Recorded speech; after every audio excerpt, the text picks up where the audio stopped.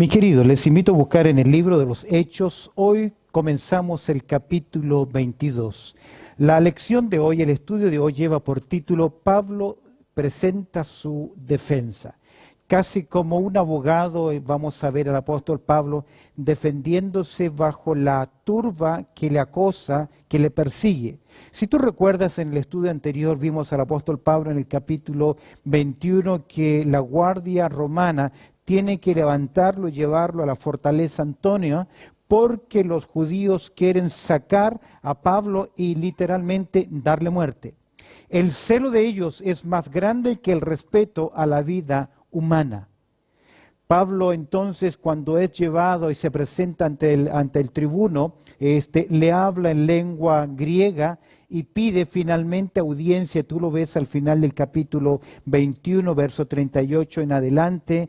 Creen que Pablo es un maleante, lo están confundiendo con alguien, un personaje del pasado. Pablo dice que no, que él es un judío, es un ciudadano de Tarso, se ha preparado, y él va a pedir, por favor, que le den la oportunidad, y lo vamos a ver en las escalas, que él va a hablar a aquella turba, a aquel grupo que quiere lincharle. Pablo va a hacer silencio y por un momento se va a cumplir el gran deseo del corazón del apóstol Pablo, que es predicarle ¿a quién?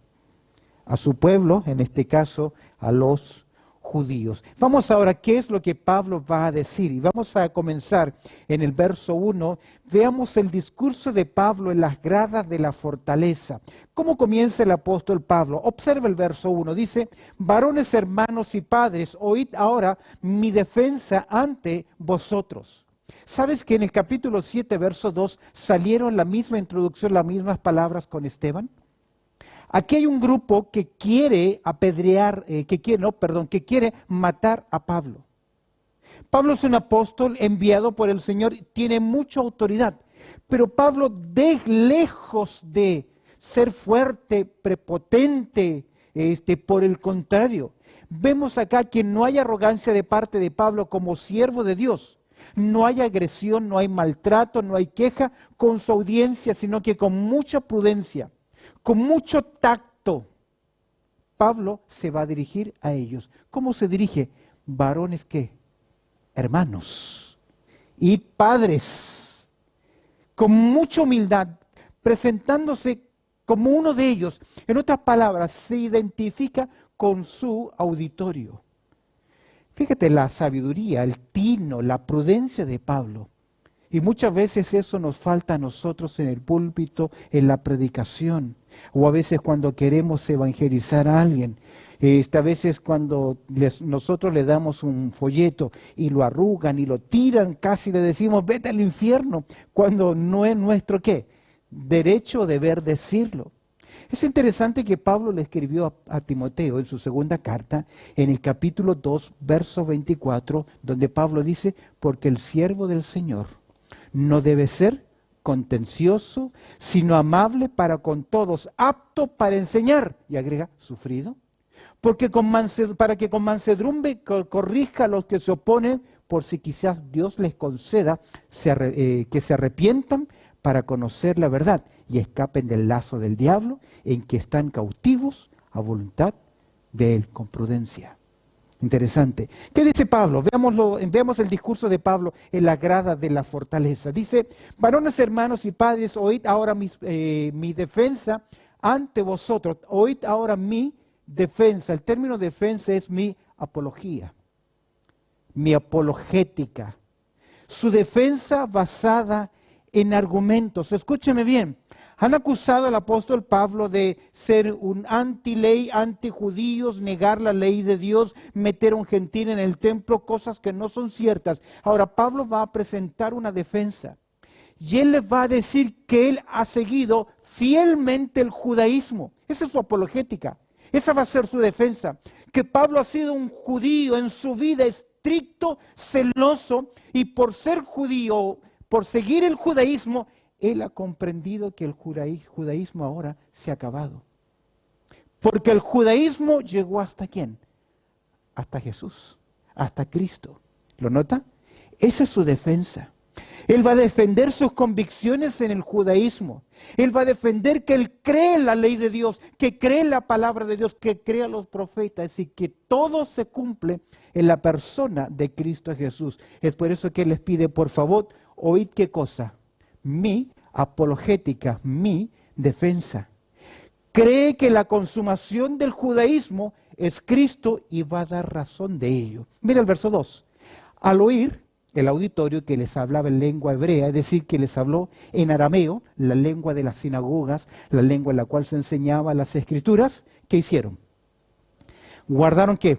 Más silencio. Ya les había pedido silencio para hablar. Y ahora como él les habló en la lengua de ellos, es decir, tuvo un común denominador, fue claro para que todos entendiesen, guardaron más silencio y él les dijo. Pablo va a tratarles con respeto, no va a provocarles, para abrir la puerta del diálogo. A veces suele ocurrir que nos acaloramos, que nos molestamos y la conversación parece una discusión de sordos, que nadie ¿qué? Oye nada. ¿Qué va a decir Pablo? ¿Cuál va a ser su defensa? ¿Qué es lo que Pablo va a decir en su defensa, en su apologética? En primer lugar, Pablo va a presentar cuál fue su conducta en el pasado. Nos va a hablar de quién es él. En este punto Pablo va a presentar y al hacerlo va a hablar de su conducta, del pasado, de su trasfondo, quién es él. Y va a dar respuesta cómo es que él conoció a Cristo Jesús. Entre paréntesis, cuando uno lee este relato, casi es un modelo para cuando usted y yo tenemos que compartir cuál es nuestro testimonio. Primero, quiénes éramos en el pasado. Segundo, cómo conocimos a Cristo. Y tercero, cuáles son los cambios que ahora hay después de recibir a Cristo. Y mira que lo que él dice cuando habla, nos presenta su conducta, verso 3 al 5 en el pasado. Primero, su procedencia. ¿Qué le dice él? Se identifica con su auditorio. Verso 3, ¿qué dice? Yo de cierto soy ¿qué? Soy judío. Se identifica en humanidad con los receptores. En segundo lugar, ¿qué le dice? Que a pesar de que nació en Tarso de Cilicia, que es una ciudad de mucha cultura en el extranjero, a pesar de que él nació en el extranjero, ¿qué dice? Pero toda su formación desde pequeño fue criado ¿en dónde? ¿Cuál es esa ciudad? Esta ciudad, en Jerusalén. Es decir, que él fue, y a pesar de que nació en el extranjero, él sigue siendo ¿qué? Un judío de cepa, habla de su casta, habla de su cultura, habla de su crecimiento. Observa, en primer lugar, en la procedencia, en segundo lugar, su preparación. Aparte de eso, dice el texto, que fue que Pablo se presenta y dice que él fue ¿qué? Instruido a los pies de Gamaliel. No todos los judíos tenían esta posibilidad, porque prepararse con Gamaliel, que es una eminencia en el tiempo del apóstol Pablo, un gran maestro respetado, enseñador de la ley de Dios, no todos tenían acceso a esa preparación. No todos van a la Universidad de Harvard, no todos van a Cambridge, no todos van a grandes universidades, pero Pablo dice, yo soy un judío. Él está hablando un poquito acerca de su procedencia, está hablando de su preparación, instruido a los pies de ¿quién? De Gamaliel.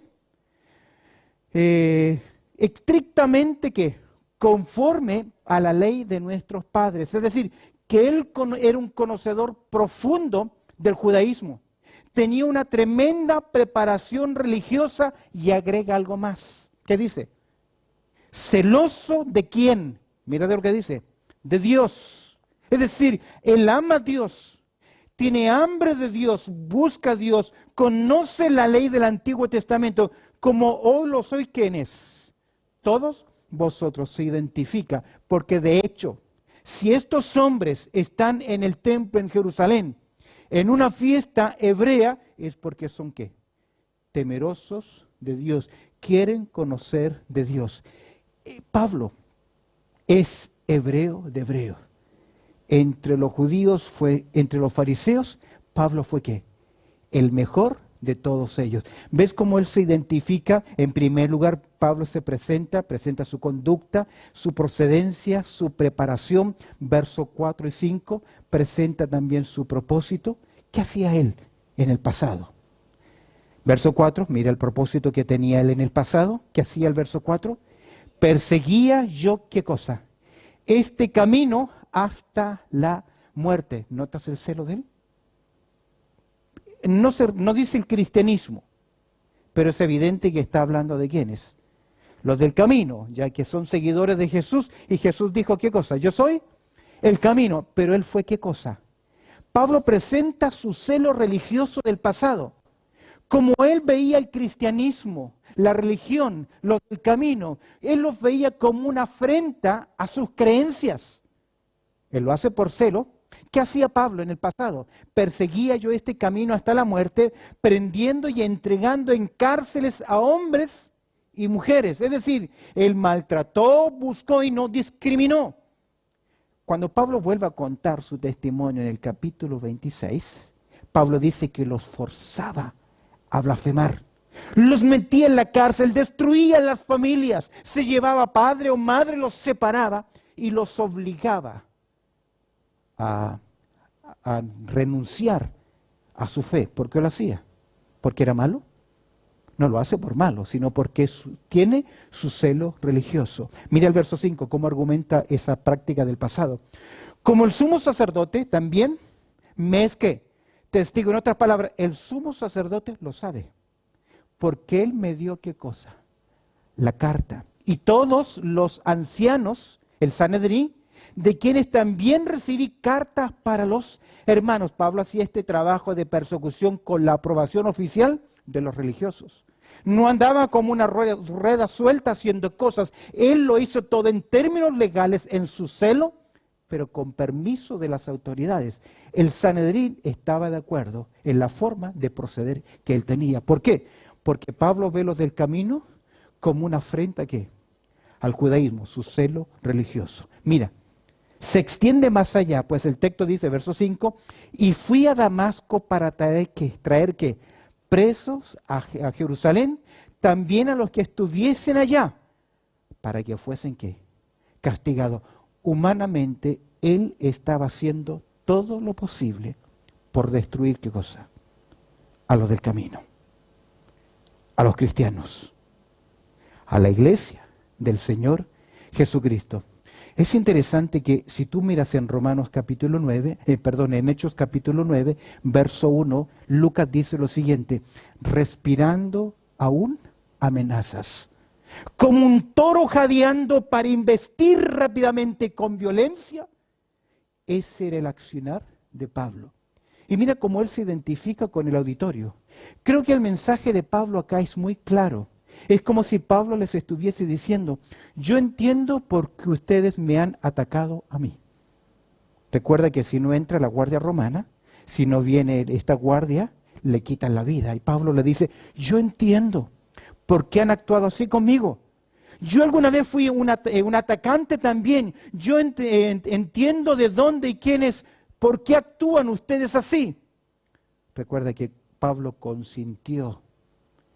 Le entregaron las ropas de Esteban. Entregarle la ropa no es porque se las encargaron para cuidar, sino que más que nada es la acción de autorizo y estoy de acuerdo con su muerte. Mientras él oía que Esteban predicaba y anunciaba ¿de quién? De Cristo. Y Pablo le dice acá a este auditorio, yo sé por qué ustedes actúan así, yo también estuve ¿qué? Así, empatía, entender. ¿Sabes que una de las grandes claves en la comunicación, en poder ayudar a otras personas, es poder sentarnos a la altura de ellos y poder ¿qué? Entender lo que están pasando con ellos. Hemos visto en primer lugar, Pablo presenta su conducta, cuál fue el pasado, su procedencia, su preparación y cuál fue su propósito en su celo religioso. Observa ahora la parte fundamental, el cambio. ¿Por qué se produjo en este hombre este cambio? Veamos en segundo lugar su conversión, el punto de cambio, versos 6 al 11. Escúchame bien, esta es la segunda vez de 3 veces, capítulo 9, capítulo 22, capítulo 26, que se narra la conversión del apóstol Pablo. ¿Por qué razón?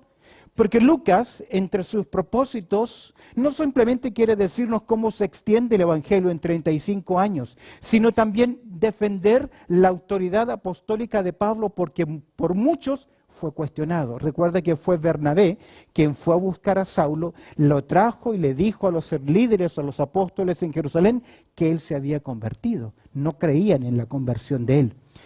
Una vez que Pablo ha establecido el lenguaje común, lazos comunes, pasa a dar cuenta de su conversión. Esto ocurrió camino a Damasco. La respuesta es, ¿por qué dejó Pablo de perseguir, o Saulo, de perseguir a los del camino? ¿Por qué ese cambio?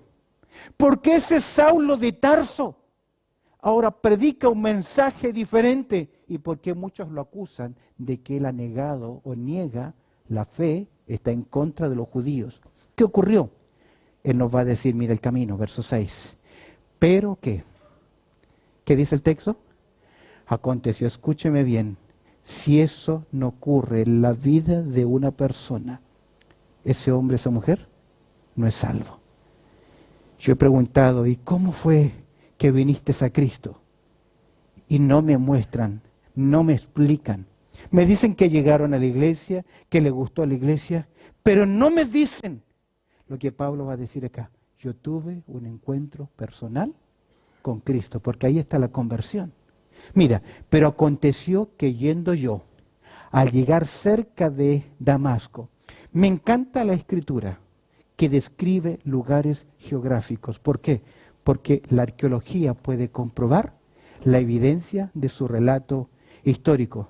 Entre paréntesis, lo que me gusta de las escrituras es eso, que se puede argumentar. Y mira, camino a Damasco, pero aconteció que yendo yo, al llegar cerca de la ciudad de Damasco, mira las circunstancias, y como, ¿qué cosa? A mediodía, cuando más fuerte pega ¿qué?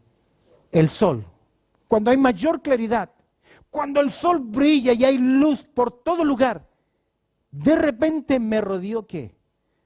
Una luz superior a la luz del sol. De repente me rodeó mucha luz. ¿De dónde? Me encanta. Luz del cielo, luz divina. Pablo en su determinación va a tener un encuentro con la luz celestial. Él en su determinación, él quiere erradicar a los cristianos y esa luz celestial que sabemos quién es, lo detiene de camino.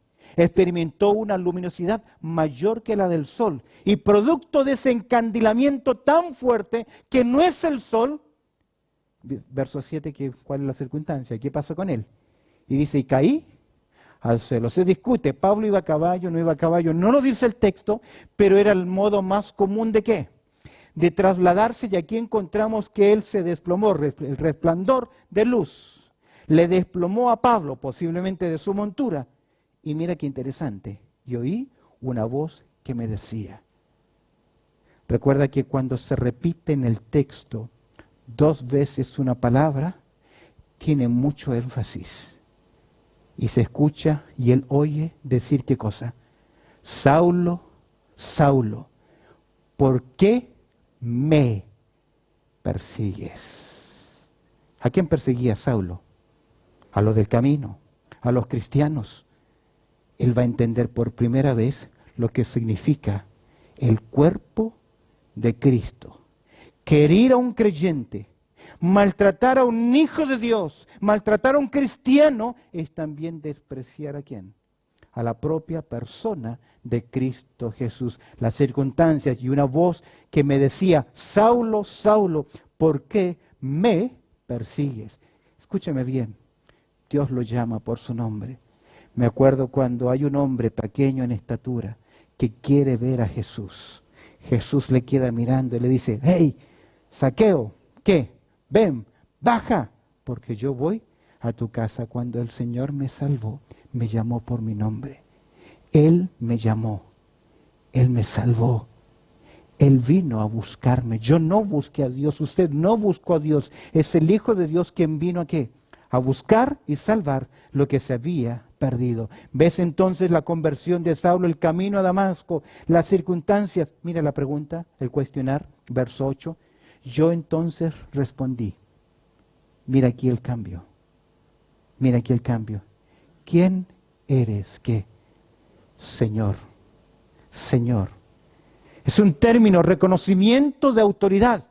Reconoce que lo ha cautivado, lo que lo ha dejado, lo que lo ha hecho caer.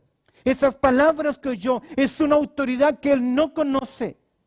Y él dice, ¿quién eres, Señor? Y mira la forma particular y personal. Y me dijo, yo soy Jesús de Nazaret, a quien tú persigues. Dato interesante. Pablo creía que Jesús estaba ¿qué? Muerto. ¿De qué se da cuenta? ¿Qué descubre ahí? Que el que él decía que está muerto, está mucho más vivo que él.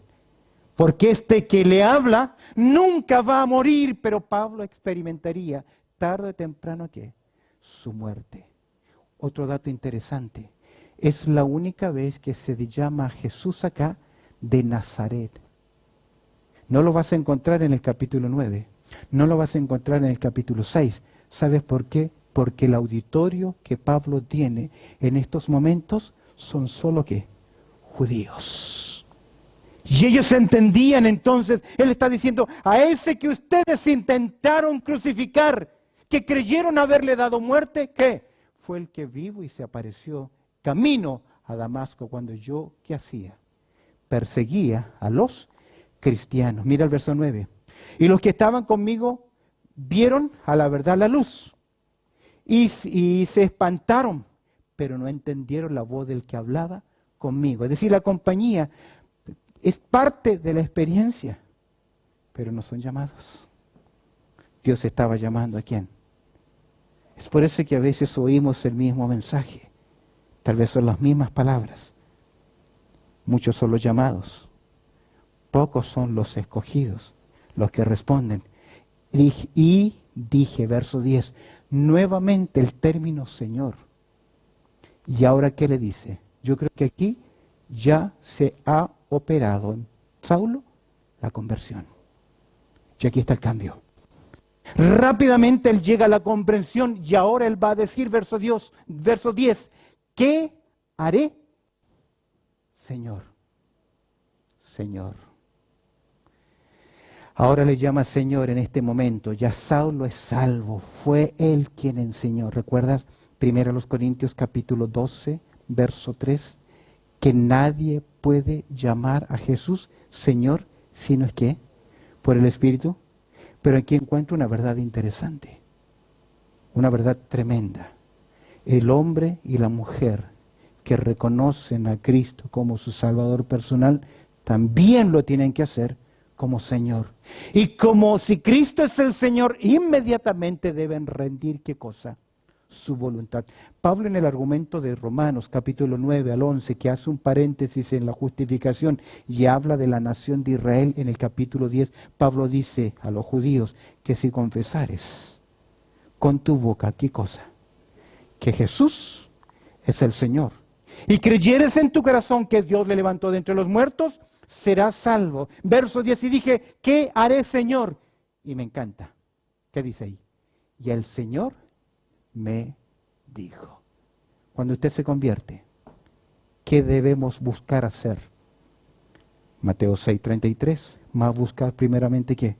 El reino de Dios y su justicia. Ahora es el Señor de Pablo el que da las órdenes. Todos nosotros estamos bajo comando y debemos buscar hacer. Si he reconocido a Cristo como mi Salvador, debo buscar hacer ¿qué cosa? Su voluntad. ¿Y qué le dijo el Señor? Y el Señor me dijo, note nuevamente el término Señor, la subordinación. Pablo ahora está bajo comando, ya no es el comandante, sino que ahora está bajo comando. ¿Cuál es la orden? ¿Cuál es la voz del Señor? Levántate y ve a Damasco y allí se te dirá todo lo que está ordenado que hagas. Sin mayor explicación que su incapacidad y su humillación, recibe la orden de quedarse en Damasco y esperar las nuevas indicaciones. Ahora está dispuesto a obedecer. Así que se separa. En este punto, Pablo se separa de su audiencia. Porque hasta el momento él se ha identificado con todo lo que son los judíos. Pero en este punto en adelante se separa de su audiencia. Porque esa audiencia no busca y no sigue a quién. a Jesús. Observa conmigo la convalecencia de Pablo, verso 11, o de Saulo en ese momento. Y como yo no veía, ¿a causa de qué? De la gloria de la luz. No solo él experimenta la gran iluminación, o esta gran luminosidad, sino que a pesar, ahora él queda ¿qué? Ciego. Pero la verdad, que espiritualmente Saulo ¿qué? Ya estaba ciego. Pero ahora que está ciego físicamente, puede ver ¿qué? Espiritualmente. ¿Me explico? No lo puedo volver a explicar, a decir. ¿Recuerdas que Pablo dice en 2 Corintios 4:4 que el Dios de este siglo que hizo cegó el entendimiento de los incrédulos para que no le resplandezcan la luz del Evangelio? Mira el verso lo que dice, la convalecencia de Saulo. Y como yo no veía a causa de la gloria de la luz, no ve físicamente, pero ahora está viendo ¿qué? Espiritualmente, llevado de la mano por los que estaban conmigo. Su convalecencia, para quien ha visto y dejar de ver, es una pérdida de inseguridad tremenda. No saber dónde vas a poner un pie, dónde vas a pisar, produce una inestabilidad tremenda. Por eso es llevado acá. ¿Qué contraste entre Saulo, que respiraba amenazas por perseguir a los cristianos, y ahora un ciego que necesita ser llevado ¿de qué? De la mano. Llegué en obediencia, ¿qué hizo él? ¿Llegó a dónde? A Damasco. En este relato se omite que pasaron 3 días. 3 días en que Pablo experimentó ceguera. No podía comer. No estaba ayunando como ejercicios espirituales, que su situación, su pérdida de visión, su reflexión por 3 días hasta que viniese la visita de Gamaliel. En este relato es como Pablo les estuviese diciendo, yo era como todos ustedes. Yo tenía el mismo celo. Ustedes saben, hay gente que puede atestiguarlo. Hasta que tuve un encuentro con ¿quién? ¿Con quién? Jesús de Nazaret.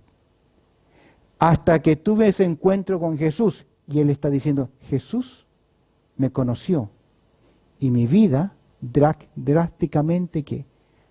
Cambió. Mira ahora el punto número 3. Hemos visto Pablo presenta su conducta.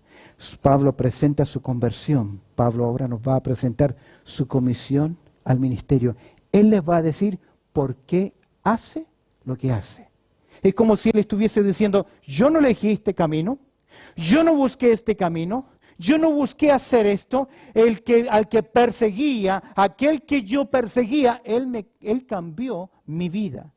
Mira su comisión al ministerio, su propósito. Versos 12 y 13, el instrumento humano, Ananías. Verso 12 dice, entonces uno llamado Ananías. Lucas en el capítulo 9 dice que era un discípulo, era un creyente fiel, cristiano, del camino. ¿Qué dice Pablo acerca de él? Varón que piadoso según la ley. Es decir, que era un hombre consecuente, tenía un testimonio, que tenía buen testimonio de todos los judíos que allí moraban. En otras palabras, un judío, otro judío como ustedes. Uno más como ustedes, temeroso, piadoso, que buscaba de Dios. Dice el verso 13, ¿vino qué? A mí, y acercándose me dijo, ¿cómo? Hermano Saulo. Me detengo acá. En el relato de capítulo 9, Ananías como que cuestiona al Señor. Dios le dice a Ananías, ve a tal lugar, a la calle recta, y busca ahí a Saulo porque él ora. Y Ananías le dice, Señor, ¿estás seguro?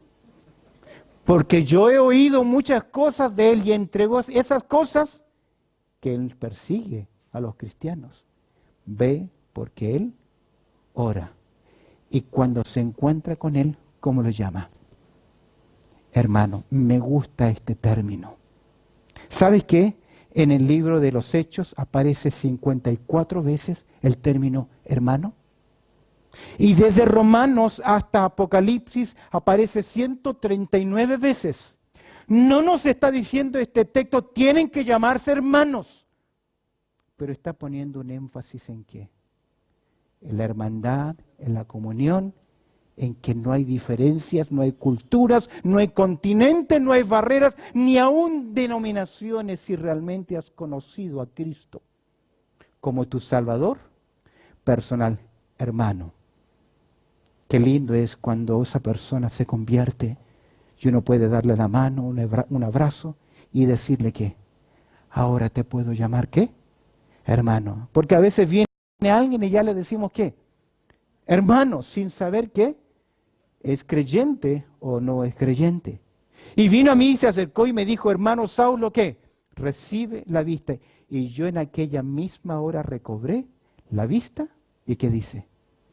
Y lo miré. Conocí a este siervo de Dios que vino a orar por mí. Recobró la vista física, dice capítulo 9, verso 18 de Hechos, que en el momento cayeron de los ojos como escamas, y recibió la vista, y fue y se bautizó en obediencia. Vemos acá en primer lugar, en esta comisión al ministerio, el instrumento humano, Ananías. ¿Cuál es la instrucción? ¿Cuál es el mensaje? Verso 14 a 16. Dios ha escogido a Pablo. Y él dijo, mira, las palabras que usa Pablo, son las palabras que citando a Ananías, el Dios de ¿quién? De nuestros padres. ¿Qué oyeron los judíos? El Dios de Abraham, el Dios de Isaac, el Dios de Jacob.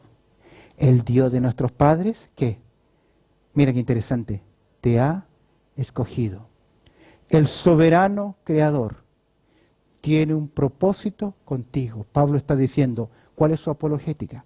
Si yo hago lo que hago, es porque el Dios de nuestros padres, el Dios soberano, ¿qué?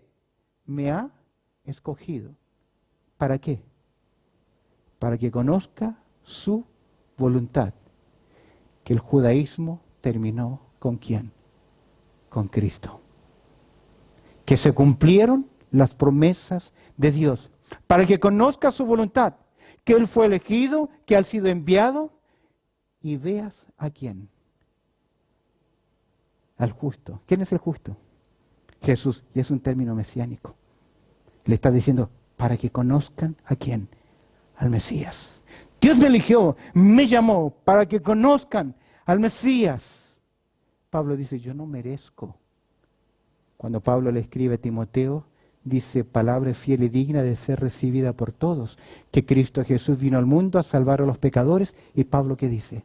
De los cuales yo soy el primero. Cuando Pablo escribe a sus hermanos en Corinto, le dice en el capítulo 15, verso 8, que el Señor lo eligió a él como un abortivo, como un fuera de tiempo. Pablo sabe que no merece la gracia de Dios. Pero Dios, ¿qué hizo? Dios lo eligió. Y él dijo, el Dios de nuestros padres te ha escogido para que conozcas su voluntad y veas a quién, al justo, y oigas qué cosa, la voz de su boca, tengas esa experiencia con él. Dios ha escogido a Pablo, pero Dios también ha enviado a Pablo. Observa el verso 15. Porque serás, ¿qué cosa? Testigo suyo, ¿a quiénes? A todos los hombres de lo que has visto y oído. En otras palabras, ¿qué dice Pablo? Si yo estoy acá y hago lo que hago, es porque Dios me envió y sencillamente soy ¿qué? Un testigo. Ahora pues, ¿por qué te detienes? Levántate y ¿qué? Y bautízate, es decir, fue la orden. Ya has conocido a Cristo, eres creyente, identifícate y lava tus pecados e invoca su nombre. Esta frase me trajo complicación. El texto griego dice, ahora que tú has visto, has conocido a Cristo, al justo, obedece, bautízate y tus pecados son perdonados porque has invocado, ¿qué cosa? Su nombre. No fueron lavados sus pecados porque Él se bautizó. Eso sería bautismo regeneracional. Es contrario a las Escrituras. Pero el bautismo, el ritual, lo que usted y yo obedecemos a Cristo no nos purifica, sino que evidencia que ya estamos, ¿qué? Purificados. Porque lo que nos purifica es el bautismo en Cristo, es el recibir a Cristo, el estar en Cristo, Cristo en nosotros. Ahora, creo también que muy clave, muy significativo en Pablo, que evidenciara públicamente que él, a través del bautismo, que él hacía un quiebre, ¿con qué cosa? Con todo su trasfondo, con todo el judaísmo.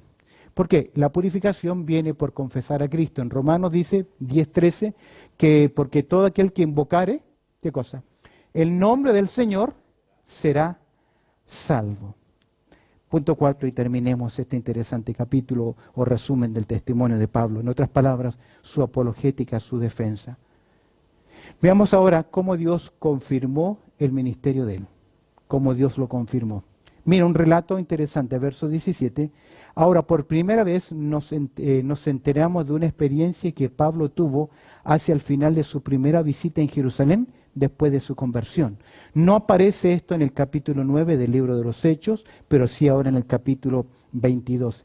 Y me aconteció, mira ahora la confirmación de Dios en su vida, y me aconteció que vuelto a Jerusalén, Pablo narra una confirmación de este llamamiento mediante una visión. En capítulo 9, verso 26 se dice que Pablo llegó después a Jerusalén, y mira lo que ocurre acá, que orando, ¿en dónde?